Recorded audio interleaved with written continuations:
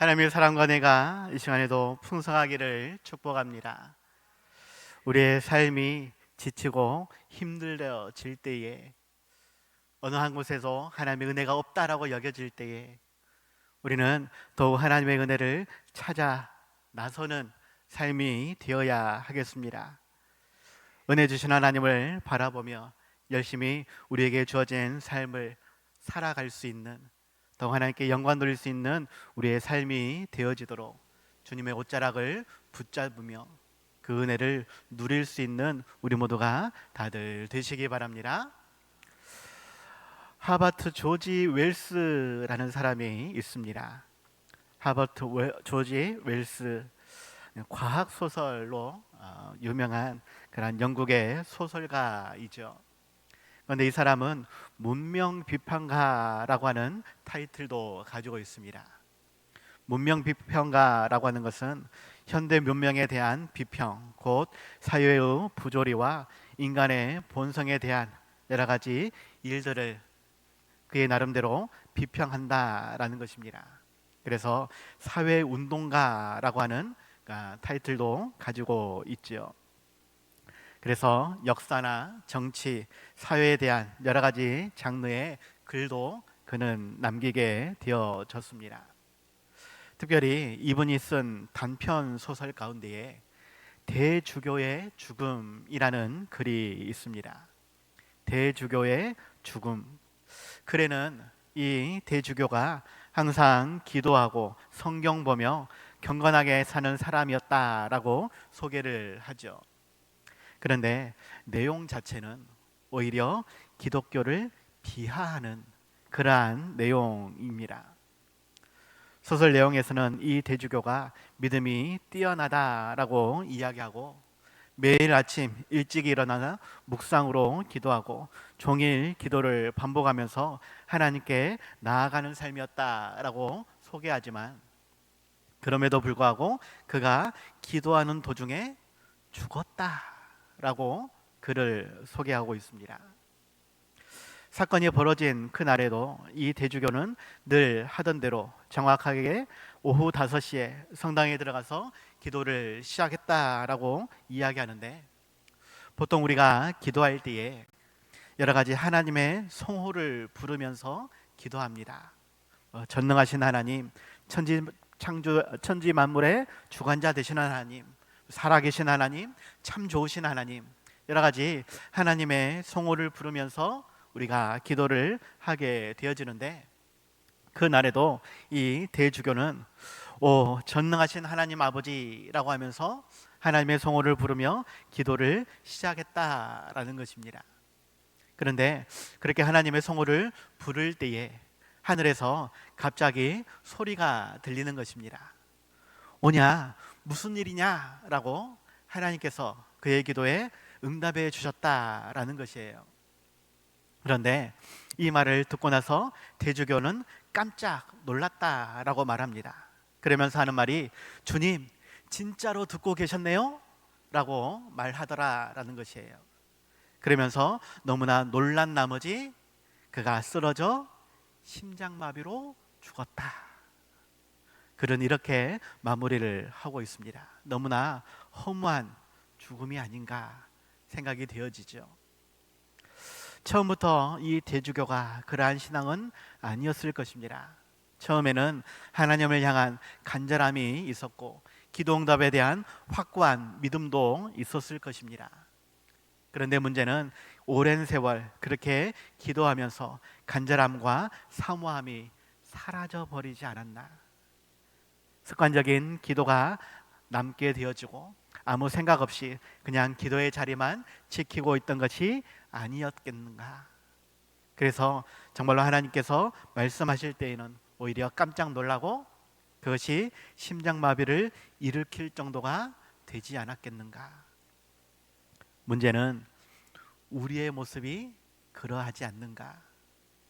우리가 열심히 기도하지만 작은 신음에도 들으시고 응답하시는 하나님이 우리 기도를 들으시고 응답해 주실 것이다 라는 분명한 지식은 있지만 그것이 내 삶에서 온전히 적용되고 있는가, 내 모습을 살펴봐야 한다라는 것입니다.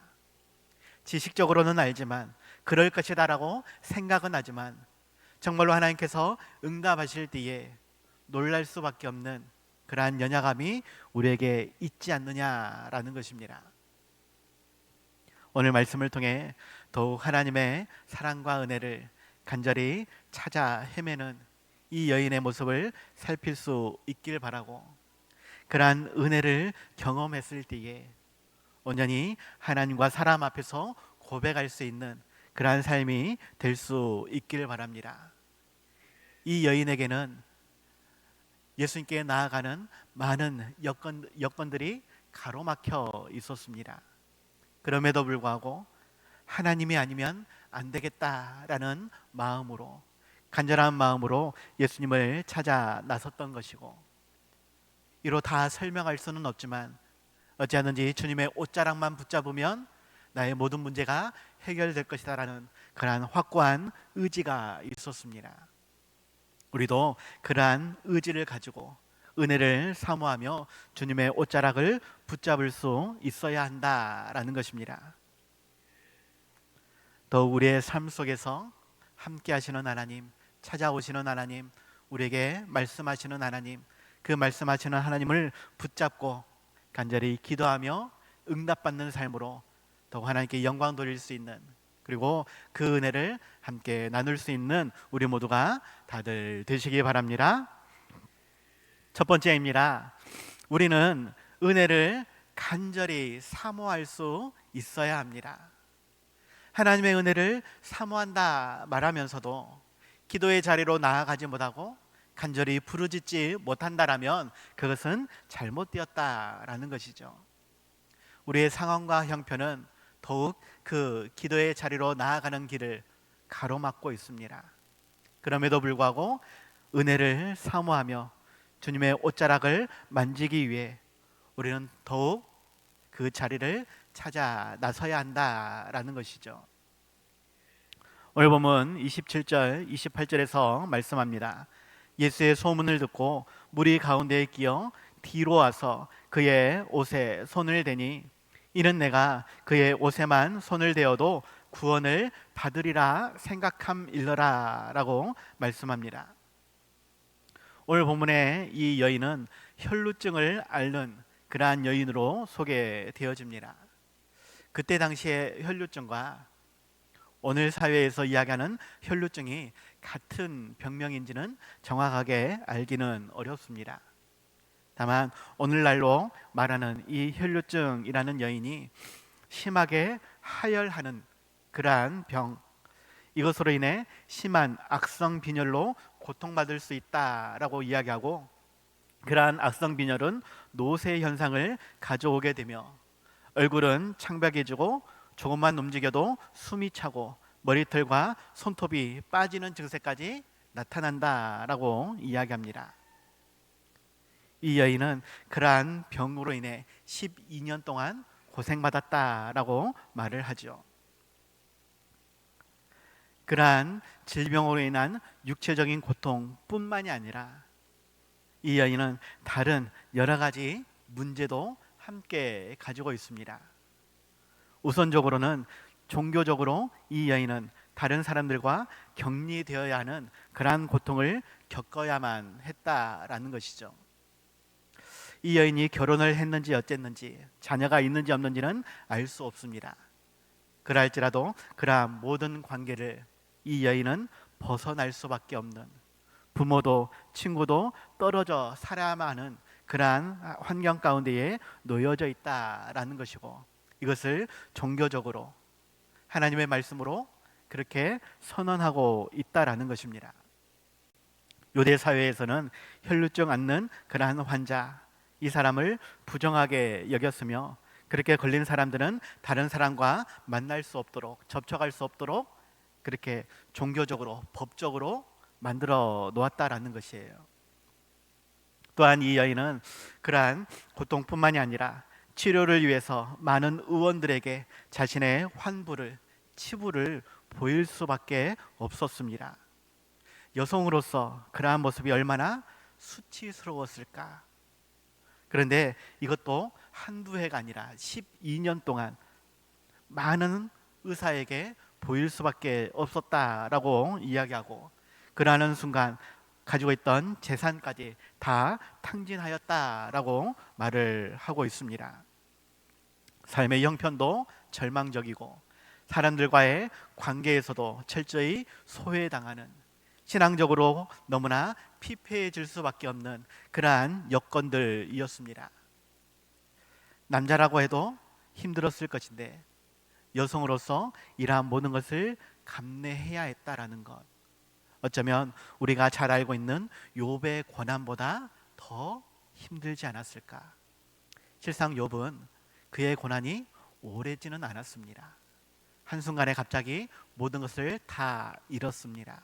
물론 자녀의 죽음을 제가 함부로 말할 수는 없겠지만, 어찌하든지 욥은 짧은 순간에 그 모든 것이 한꺼번에 이루어졌고, 그 이후에는 하나님의 은혜가 임하여서 회복되는 그러한 시간들이었습니다.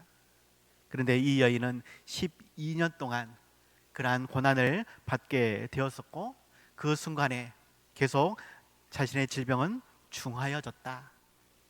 재산도 다 잃어버리게 되어졌다. 병은 그 자체도 고난이지만 기쁨을 빼앗아 갑니다. 가정에서의 삶도, 직장에서의 삶도, 모든 곳에서의 기쁨을 빼앗아 가는 것이 병이더라라는 것입니다. 그러한 절박 속에서 예수님에 대한 소문을 들었다라고 말씀하고 있고, 그러한 상황 가운데서 예수님을 만나기 위해 그는 일어섰다라고 말을 하는 것이죠. 이처럼 은혜를 사모하는 마음으로 우리도 일어서야 한다라는 것을 기억하시기 바랍니다. 어떠한 힘들고 어려운 상황 속에서도 이 모든 것이 하나님께서 주신 그러한 고난이라 여겨질지라도 우리는 다시 일어서야 합니다. 나의 상처와 수치를 감싸 안고 예수님을 찾아 나서야 합니다. 예수님을 만나야 하고 그 예수님께 나의 모든 것을 쏟아 놓아야 한다라는 것을 기억하시기 바랍니다. 그런데 문제는 이 여인에게서는 여전히 어려움이 진행 중입니다. 무슨 말이냐? 예수님에 대한 소문을 들었고 은혜를 사모하며 그렇게 예수님을 찾아 나섰지만 여전히 그에게는 많은 문제가 남겨져 있었다라는 것입니다. 먼저는 외적으로 지금 예수님이 수많은 사람들에게 둘러싸여 있었다. 그리고 예수님은 회당장 야이로의 딸을 위해서 급하게 길을 나서고 있는 중이었다라는 것입니다. 이 여인이 예수님을 찾아 나섰을 때에 예수님이 기다리고 어서 오라고 반가이 맞아주는 그러한 상황이 아니라 오히려 많은 사람들로 인해서 가로막히고 있었고, 또한 예수님은 다른 일로 분주해 있었다라는 것입니다. 그러한 예수님의 옷자락을 붙잡는다라는 것이, 그러한 예수님을 막아서고 나의 문제를 내어놓는다라는 것이 결코 쉬운 일이 아니다라는 것입니다. 또한 내적으로도 어려움이 있었는데, 예수님을 만났던 많은 환자들은 자신의 환부를 드러내놓고 예수님께 치료를 요청하였습니다. 심지어 나병 환자들도 내 환부가 썩어 들어갑니다, 나를 고쳐주시옵소서라고 자신의 환부를 드러낼 수밖에 없었는데, 이 여인으로서는 자신의 환부를 드러낸다라는 게, 사람들 앞에서 말을 한다라는 게 너무나 어려운 일이다라는 것입니다. 다른 사람들처럼 자신의 질병을 치료해 달라고 말할 수 없다라는 것입니다. 하지만 이 여인은 그러한 모든 것을 다 떠나서 어찌하든지 은혜를 사모하며 예수님께 나아갔고, 무리들 가운데에 끼어서 예수님의 옷에 손을 대었다라고 말씀하고 있죠. 내가 그의 옷에만 손을 대어도 구원을 받으리라 생각하며, 많은 것을 내가 할 수 없지만, 다 드러낼 수 없지만 그래도 은혜를 사모하며 그 예수님의 옷자락만이라도 내가 붙잡아야 되겠다라는 그 열심으로 나아갔다라는 것입니다. 당당하게 나설 수 없지만 간절히 기도하는 마음으로 그렇게 손을 내밀 때에 예수님의 옷자락을 붙잡을 수 있었고 그 예수님의 은혜를 경험할 수 있었다라는 것입니다. 기억하시기 바랍니다. 주님의 옷자락에 손을 대기만 하면, 붙들기만 하면 거기에는 신비한 능력이 나타납니다. 붙들면 구원을 받습니다. 붙들면 치료함을 받습니다. 붙들면 하나님의 자녀가 되는 권세를 덧입게 되는 것입니다. 붙들기만 하면 하늘의 문이 열려지며 놀라운 신비한 능력을 체험할 수 있게 되는 것입니다. 그러한 은혜를 붙잡을 수 있는, 간절히 사모하며 주님께 나아갈 수 있는 우리가 되어야 하겠다라는 것입니다. 그럴 때에 하나님은 결코 우리를 외면치 않으시고 반드시 풍성한 약속으로, 은혜의 말씀으로 치료함과 회복함과 구원으로 채워주신다라는 것을 기억하시기 바랍니다. 그 하나님을 붙잡고 기도할 수 있는, 옷자락을 붙잡고 기도할 수 있는, 그래서 기도의 응답을 통해 더 하나님께 영광 돌릴 수 있는 우리 모두가 다들 되시기 바랍니다. 두 번째입니다. 우리는 은혜를 깨닫고 은혜를 고백하는 삶이 되어야 하겠습니다. 분명 하나님께서는 은혜를 주시겠다 말씀하시는데 그 은혜를 사모하며 간절히 기도하는데 그 기도가 응답되지 않다라고 생각하며 여전히 기도의 자리만 지키고 습관적으로 기도만 하고 있지 않느냐라는 것입니다. 우리가 기도할 때에 하나님이 분명히 들으신다라는 것, 들으시고 응답해 주신다라는 것, 그 응답이 내 삶에 반드시 이루어진다라는 것을 경험할 수 있는, 그리고 그 경험을 모든 사람들에게 고백할 수 있는 삶이 되어야 하겠다라는 말입니다. 오늘 본문 32절 33절에서 말씀합니다. 예수께서 이 일 행한 여자를 보려고 둘러보시니 여자가 자기에게 이루어진 일을 알고 두려워서 떨며 와서 그 앞에 엎드려 모든 사실을 여쭈었다라고 말씀하고 있죠. 이 세상에서 가장 위대한 단어가, 물론 사랑이라는 단어도 위대한 단어이지만 하나님의 은혜라는 단어가 정말로 위대한 그러한 단어가 아닐까.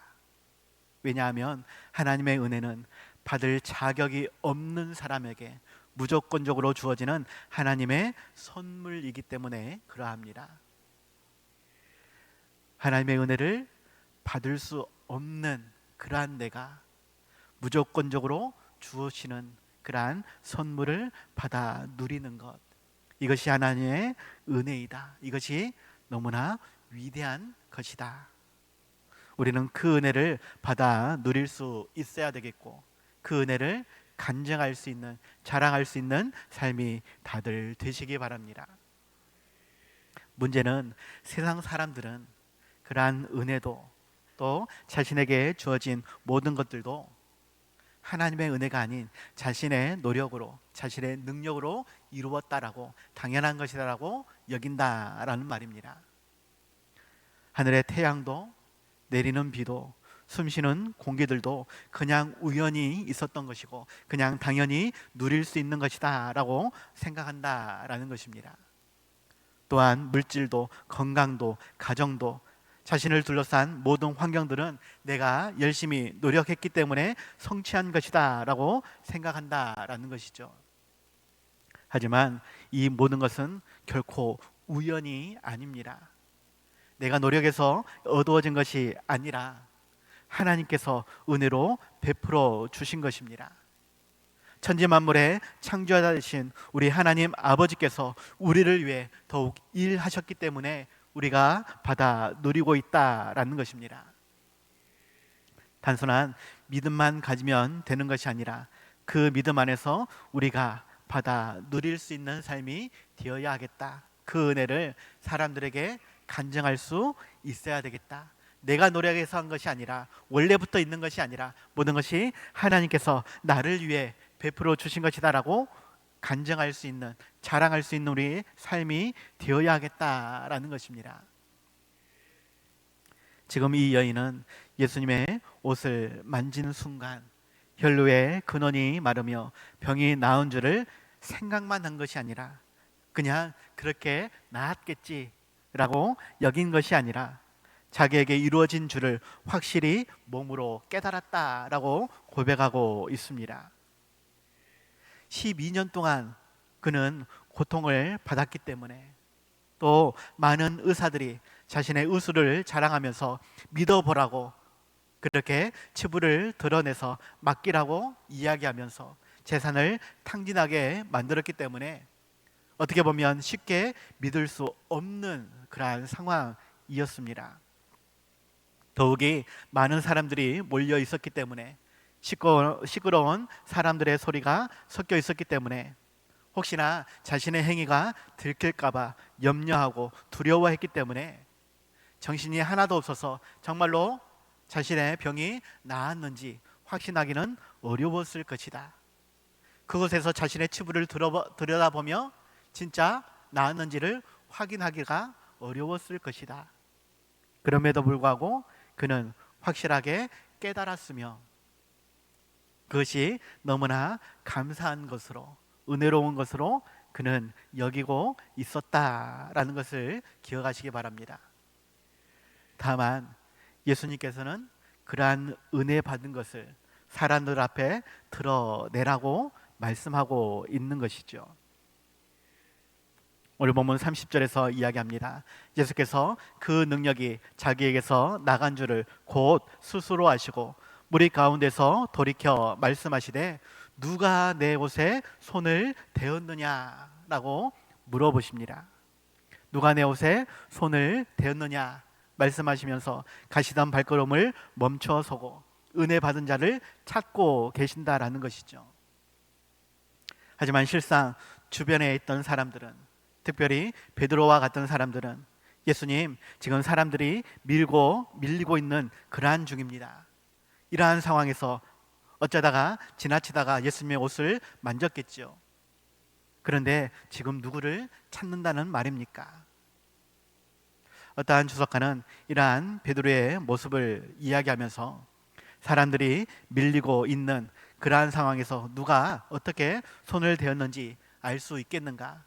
또 그렇게 부딪혔다고 이것을 특별히 이야기할 필요가 있었겠는가라고 불만 섞인 소리로 예수님께 대답하였다라고 어떠한 주석가는 소개하고 있는 것입니다. 또 함께 길을 가고 있던 회당장 야이로는 자기 딸의 병 때문에 죽어가고 있기 때문에, 살려야 하기 때문에 더욱 예수님을 재촉하고 있지 않을까 생각이 되어집니다. 하지만 그러한 상태에서 예수님은 걸음을 멈춰서고 은혜 받은 자를 찾고 있다라는 것이죠. 부정한 여인으로서는 그러한 예수님 앞에 나선다라는 것, 내가 은혜를 받았다라고, 치료받았다라고 고백하는 것, 이것 자체도 결코 쉬운 일이 아니었다라는 것입니다. 더욱이 내 병이 무엇이었는지, 그것을 어떻게 치료받았는지 사람들에게 어떻게 증거할 수 있겠느냐라는 것입니다. 그럼에도 불구하고 예수님은 멈춰서서 이 여인의 앞으로 나서도록, 고백하도록 만들었다라는 것입니다. 결국 이루어진 일을 알고 두려워하여 떨며 와서 그 앞에 엎드려 모든 사실을 고백하였다라고 말씀하고 있고, 누가복음에서는 숨기지 못할 줄 알고 떨며 나와 엎드려 그 손댄 이유와 곧 나은 것을 모든 사람 앞에서 말하였다라고 고백하고 있는 것입니다. 너무나 수치스러운 그러한 질병임에도 불구하고 예수님께서 명령하시니 내가 받은 그 은혜를 나누기 위해서, 고백하기 위해서 사람들 앞에 나서게 되었다라고 하는 것, 우리가 그러한 은혜를 받아야 하고 또한 받은 은혜를 나눌 수 있는, 고백할 수 있는 삶이 되어야 한다라는 것입니다.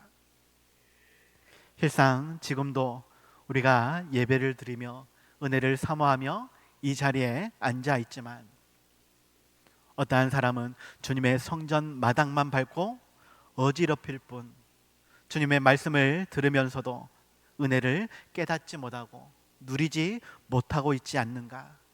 하나님께서는 은혜 받는 자를 찾고 있는데 나는 나서지 못하고 고백하지 못하고 있지 않는가? 이것은 너무나 안타까운 일입니다. 우리는 어찌하든지 은혜를 사모할 수 있어야 되겠고, 그 은혜를 붙잡기 위해 손을 내밀 수 있어야 합니다. 그리고 그 은혜를 받았다라면 감사할 수 있어야 하겠고, 그 은혜를 고백할 수 있어야 하겠습니다.